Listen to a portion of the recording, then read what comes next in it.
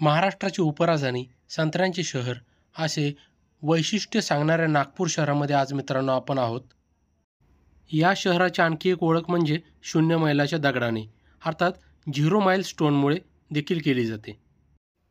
इसवी सन 1767 मध्ये भारताचा नकाशा तयार करण्यासाठी ब्रिटिशांनी ट्रिग्नोमॅट्रिक सर्वे ऑफ इंडियाची स्थापना केली होती.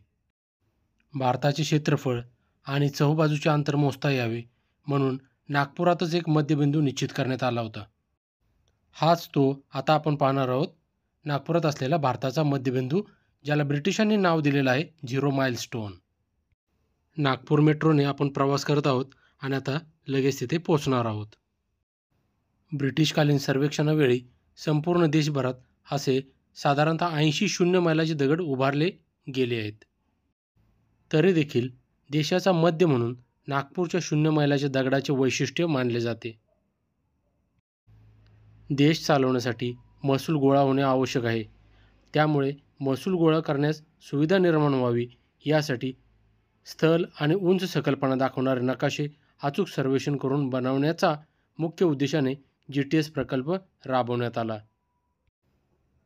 सध्या नागपूरमध्ये 0 माईलच्या शेजारीच असलेल्या GTS या दगडावरही त्याची समुद्र सपाटीपासूनची उंची कोरण्यात आलेली आहे.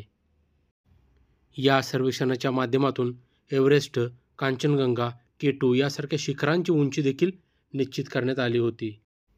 नागपूरमध्ये असलेल्या शून्य मैलाच्या दगडाच्या माध्यमातून त्याच्या चहूबाजूला असलेल्या कवठा, हैदराबाद, चंदा, राजपूर, जबलपूर, छिंदवाडा, बैतूल या शहरांचे अंतरे दाखवलेले आहेत.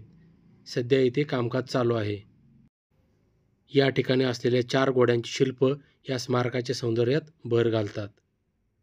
मित्रांनो, आपल्या व्हिडिओला सबस्क्राईब नक्की करा. धन्यवाद.